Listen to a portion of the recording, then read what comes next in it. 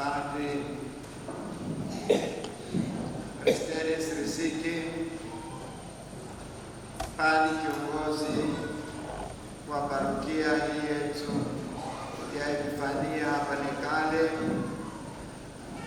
pendwa Padre Gasto Bahati, katibu wa askofu na MC wa askofu, pendwa shemasi wetu, wapendwa watawa, Mheshimiwa mkuu wa wilaya ya Rombo pamoja na wale unaokutana nao, wapendwa kamati tendaji ya parokia Iteule, wapendwa mashirika yote na vyote vya kitume, wapendwa watoto wa Yesu na watoto wote, wapendwa vijana wetu, wapendwa wanakwaya, wapendwa wazazi, wakina baba na wakina mama wote wa parokia Iteule ya Epifania hapa Nekale, wapendwa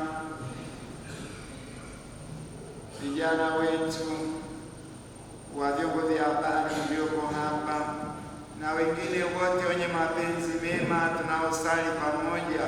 Tumsifu Yesu Kristo. Jubilei kuu 2025. Marudiani katika matumaini.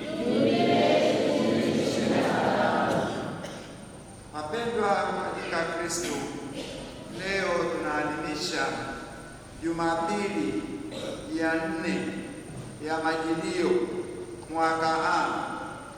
Tuko karibu sana sasa na adhimisho la sherehe ya Christmas.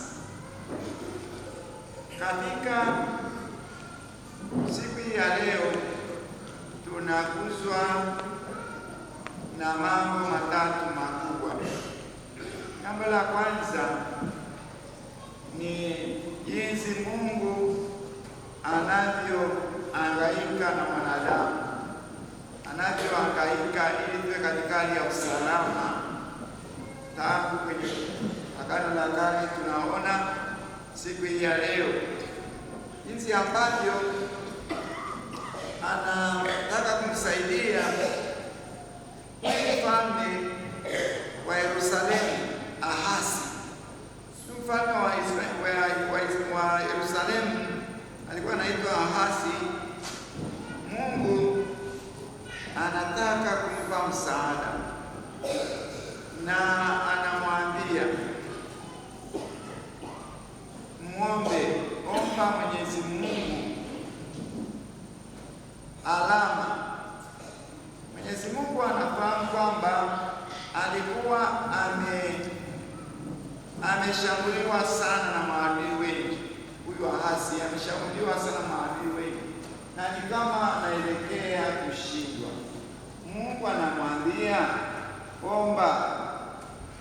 omba kwa Mungu,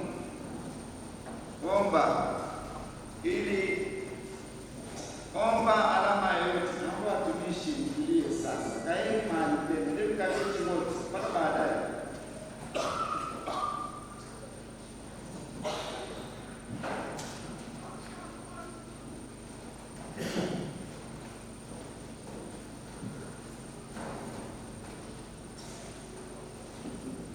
Kwa hiyo Mwenyezi Mungu anamwambia mfalme Ahasi akinena, akifahamu jinsi anavyoteseka, omba ishara, itakie ishara kwa Bwana, itakie ishara kwa Bwana Mungu wako, itake katika palipo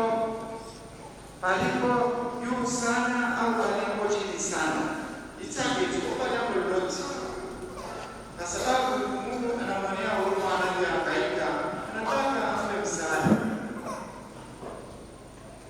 Itake ishara ya Mungu, itake ishara ya Bwana Mungu kwako, itakayokusaidia utoke katika mahangaiko haya na mateso haya kuchafuliwa hivi mara kwa mara. Lakini kwa masikitiko makubwa, Ahasi anajibu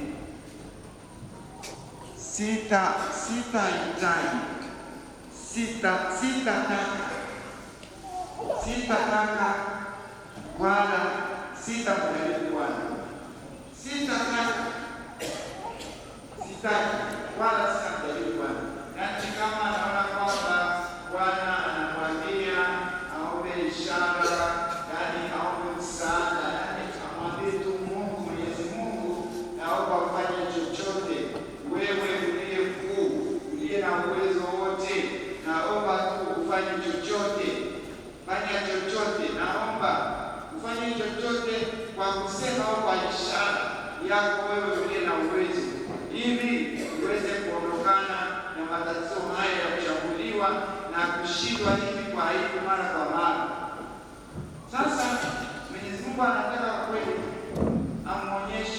amuonyeshe jinsi anavyopenda, anataka anyenyekeshe, aonyeshe imani kwa Mungu kwamba Mungu anaweza kufanya, aonyeshe matumaini, lakini anasema sitaitaka ishara ya namna hiyo, wala sitamjaribu Bwana.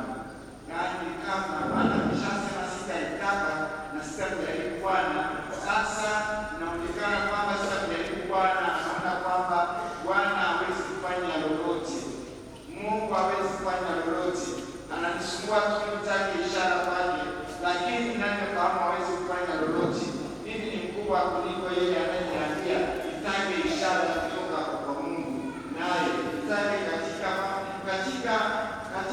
jambo lililo juu sana au chini sana, na wewe ukaona Mungu alivyo mkubwa. Lakini amesema sitaitaka wala sitamjaribu Bwana.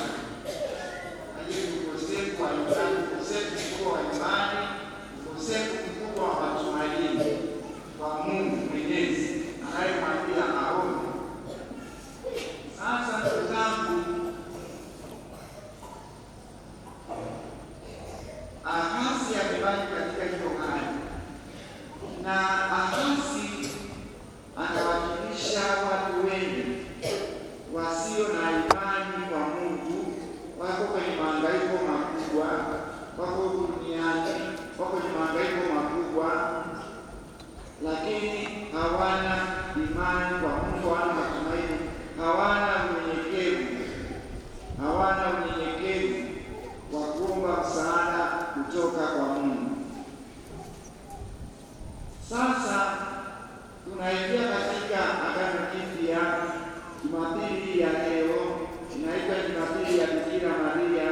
Mwenyezi Mungu mwenyewe sasa anachukua kwa upendo wake, kwa huruma yake, jinsi anavyomwangaikia mwanadamu, anachukua hatua ya juu kabisa ya kumletea mwanadamu mwongozi, ya kumletea mkombozi. Nisikia katika Injili ya leo kwa hiyo namna ya ajabu ambayo Yosefu akiwa katika hali ya uchumba na huyu binti alikuwa anaitwa Maria. Sasa mara moja Mwenyezi Mungu ameingia hapo katikati, ametuma habari kwa Bikira Maria.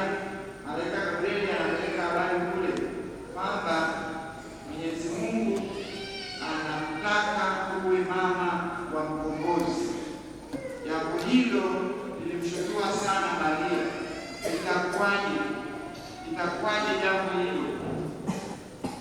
Itawezekanaje? Na Mwenyezi Mungu anafahamu kwamba niko katika hali ya utumwa. Kwa hiyo hata hivyo Mungu ameshaamua na anamwambia tunapopata habari ya kuzaliwa kwake Kristo, Mariamu mama yake alipokuwa ameposwa na Yosefu kabla hajakaribia na kuonekana anajua. Sasa anafanya jambo hilo kwa uwezo wa Roho Mtakatifu, naye Yusufu mumewe akaona katika Biblia ya jambo hili. Maria alikuwa ni mtu mtakatifu sana, mtu wa haki, hakutaka kumaaibisha mke wake. Lakini Mwenyezi Mungu tena anamtuma malaika, anatuma ujumbe kwa Yosefu katika ndoto akisema, Yusufu mwana wa Daudi, usihofu kumchukua Mariamu mkeo, maana mimba yake ni kwa uwezo wa Roho Mtakatifu, naye atazaa mwana, nawe utamwita jina lake Yesu, maana yake yeye ndiye atakaye waokoa watu wake, ndiye atakayewaokoa watu kutoka dhambi zao, ataokoa watu wake kutokana na madhambi. Angalia huruma ya Mungu wetu. Kule Ahasi amesema hata alitaka wala hatamjaribu Mungu. Mwenyezi Mungu hata hivyo, akiwa anafahamu kwamba watu wengi humo duniani kwa namna hiyo, anachukua hatua nyingine. Anaanza yeye mwenyewe kuonyesha ishara ambayo ni live, kwamba atazaliwa mkombozi kwa njia ya Bikira Maria, na Yosefu anaambiwa yeye atamzaa mwana. Huyo tunayekuambia sasa, huyu mke wako sasa ambaye alishatumuliwa na Mungu afanye kazi ya Mungu, aingie katika mpango mtakatifu wa Mungu wa ukombozi, yeye atamzaa mwana, nawe utamwita jina lake Yesu, maana yeye ndiye atakayewaokoa watu wake na dhambi zao. Sasa Yesu amechukua hiyo hatua.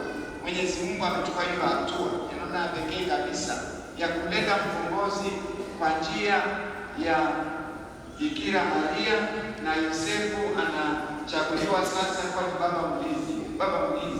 Sasa tuone kwamba Mungu anasemaje, tangazo la Mungu linakuwaje. Kule Ahasi amekataa ishara.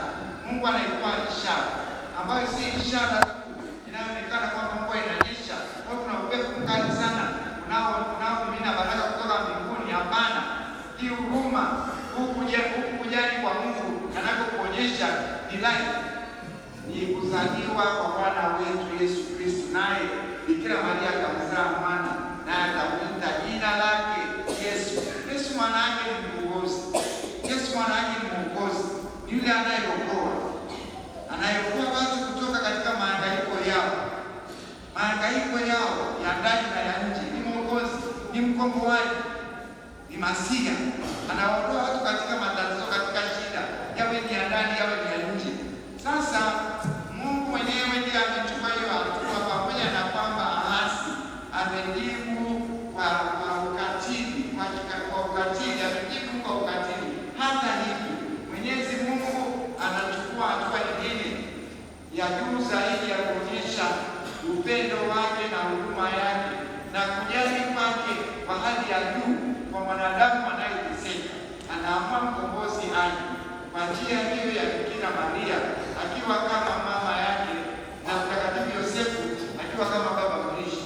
Sasa Yosefu anaambiwa atamwita huyo mwana akishazaliwa, atamwita jina lake Yesu, maana ndiye atakayewaokoa watu kutoka dhambi zao. Yesu ni mkombozi. Yesu maana yake ni mkombozi. Yesu maana yake ni mkombozi. Yesu maana yake ni anayeokoa. Sasa ndugu zangu, tuko hapo Jumapili hiyo, Jumapili ya mwisho, tunaongojea Yesu azaliwe. Kiuhalisia ameshazaliwa, lakini kanisa Katoliki ni kanisa ambalo liko vizuri sana katika mambo ya mapokeo na kumbukumbu. Tunapofanya sasa hii Krismasi, tunajiandaa ili kwamba tunataka Mwenyezi Mungu, pamoja na kwamba Yesu ameshazaliwa, yaani tunajiandaa na Mungu anavyoona, tunavyoonyesha kweli kwamba yeye anatupenda, tunavyoonyesha imani kwake, tunavyoonyesha matumaini kwake, tunavyoonyesha kwamba sisi hatuwezi bila yeye, tunavyoonyesha tunapenda kweli tuondolewe katika matatizo yetu, yaani kwa kumkimbilia. Basi Yesu anazaliwa tena upya katika mioyo yetu. Yesu anakuja upya. Tunavyojiandaa vizuri kujiepusha kutokana na mambo yetu, kujinasua katika mambo ambayo yanatutesa. Na tunapojinasua hivyo, hatujinasui wenyewe, maana hatuwezi. Tunajinasua kwa msaada wa Yesu. Tunajinasua, tunajiondoa huko tulipo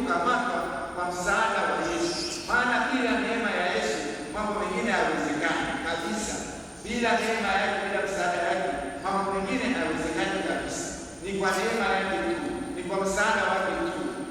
Sisi baada ya kuona Ahasi ana majivuno, Mwenyezi Mungu anatupa kweli. Sasa sisi tunaandikwa tusiwe na majivuno, tusiwe na kiburi kama Ahasi ambaye alikuwa na matatizo makubwa sana, alikuwa ameshindwa sana kwenye vita mbalimbali, na anaambiwa tu sasa wewe. Kanisa la Mapokeo linasema kama tabernakulo tunaweka huko Ekaristi Takatifu mara ya kwanza, tunamweka huko Yesu mara ya kwanza, tufanye maandamano baada ya kumwita katika tufanye maandamano, tuzunguke kanisa walau, tutazunguka kufanya maandamano kanisani, yaani kuonyesha jinsi Yesu amehamia kweli, Mungu amehamia kweli. Je, tunapokea?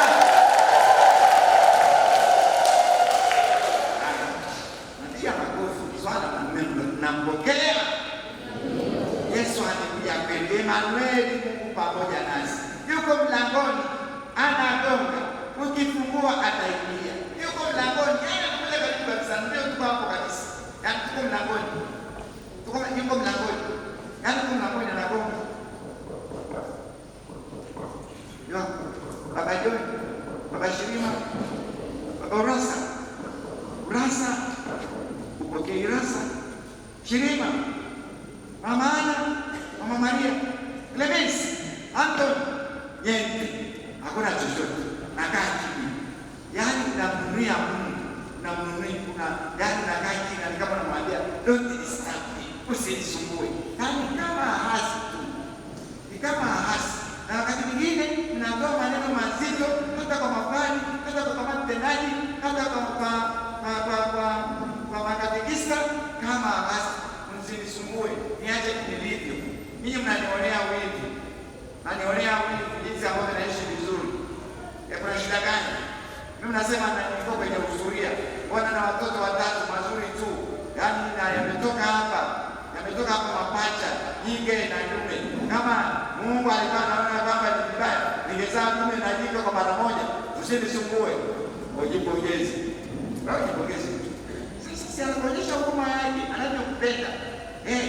Takatifu Paulo anasema, kasome Warumi ile sura ya 2 mstari wa 4.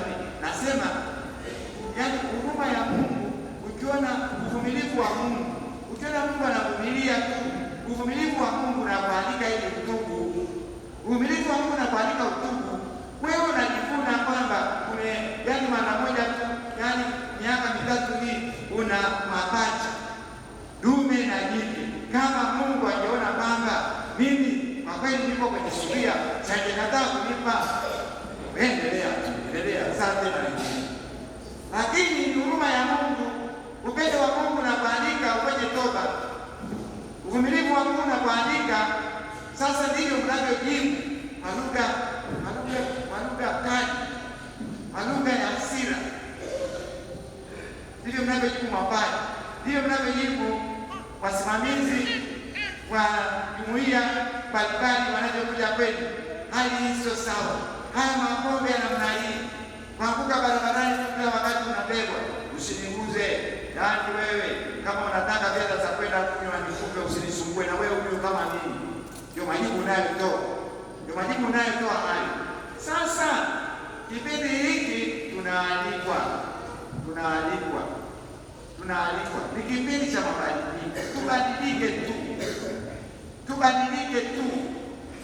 Yaani usalama wetu uko katika kukubali kubadilika. Usalama wetu, amani yetu na furaha yetu iko hapo tu. Tusipobadilika tutabaki hapo tu.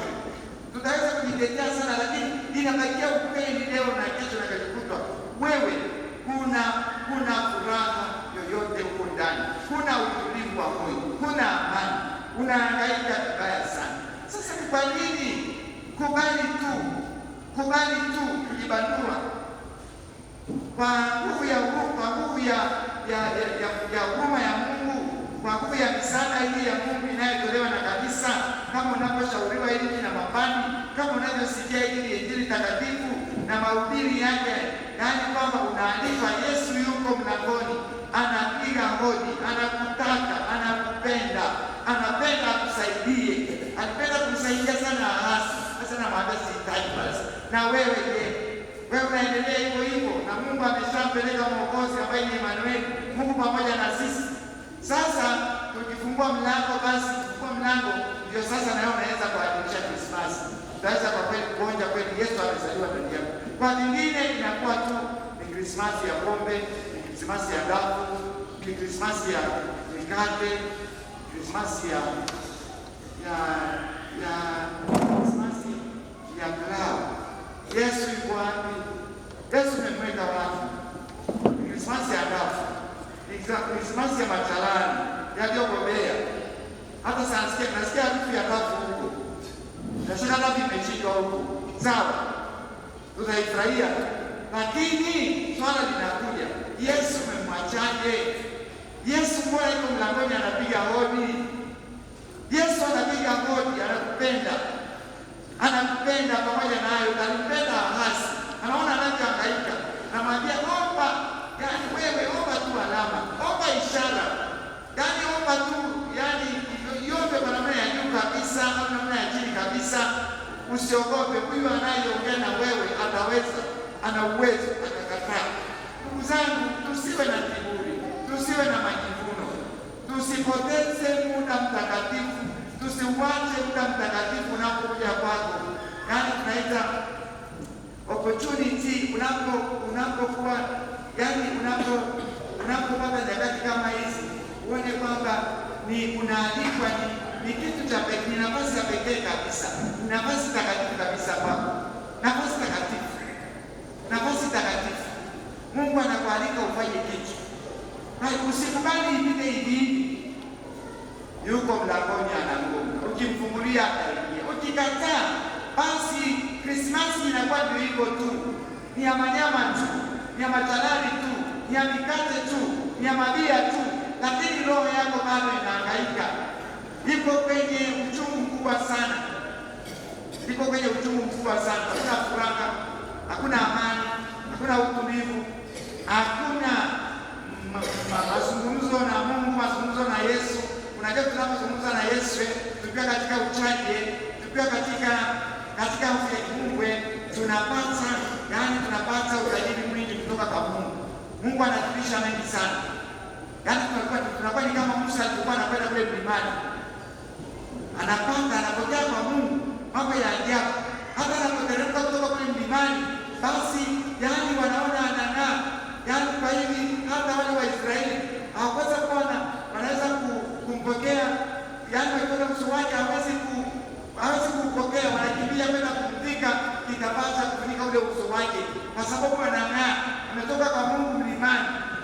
Sasa tunapokosa neema ya utakaso ndani yetu, tunapokosa uadilifu, tunapokosa hofu ya Mungu ndani yetu, yaani kama hatujaondoa haya yanayotusumbua moyoni, hatuwezi kuwa na mazungumzo hai na Mungu, mazungumzo hai na Yesu, hayo ambayo yanakufanya kwa kweli, yaani unakuwa na furaha, unakuwa na shangwe ndani ya moyo wako, unakuwa na amani hivi kwamba hata watu wengine wa nje wanakuwa na sio kawaida, unakuwa na alama mbalimbali ambazo wanakukimbilia kuomba msaada. Sasa ndugu zangu, ninawaomba sana, tunapomshukuru Mwenyezi Mungu sana kwa hii zawadi aliyotupa tena leo, zawadi ya kuwa na kanisa zuri kama hili. Ni kweli bado tunaendelea kumalizia, lakini kweli bado ni nyumba ya kusalia kabisa. Ione hivyo tu, ukikaa kwa tarehe unaona watu wote wamekuja kusali, lakini swala linakuja, mnasalije? Hayo mahekalu yametakaswa, yamebeba uchafu gani? Yamebeba makabaka gani? Yesu anakualika tena. Kipindi hiki bado ni kipindi cha uokovu, unatakaziwa na kanisa. Yesu yuko mlangoni, Yesu yuko mlangoni, anagonga. Krismasi iko hapo, Yesu anakuja kwako. Je, utamfungulia au utaendelea na kiburi kama hasi? Ninawaomba tumfungulie Yesu milango ya mioyo yetu, milango ya nafsi zetu. Yaani tutamfunguliaje? Kwa kuondoa hayo mambo, kwa jaza tunacha kitu, kwa njia ya kupatana. Kama kuna chochote na mwenzako hapoongei, kuna kuasa matatizo yenu, mwache. Kuna mambo mnayofanya imani mkorogo, yaani tumezoea imani mkorogo ya ushirikina, sio matatizo, achana naye, toka huko. Yaani nenda kwa mganga mkuu, mganga mkubwa kuliko wote, mchawi mkubwa kuliko wote ni Yesu. Nenda kwa Yesu, nenda kwa Yesu na utashangaa atakapokupata watu ajabu. Kwa imani na kwa matumaini, sio kama Hamasi. Kumbe ni waombe tu, Yesu yuko mlangoni anagonga. Utakuwa kama Hamasi au utamfungulia ili uweze kumfurahia Yesu, uweze kupata faida kutokana na Krismasi hii, uweze kupata amani, uweze kupata faraja, uweze kumchukua Yesu pia kwa watu wengine.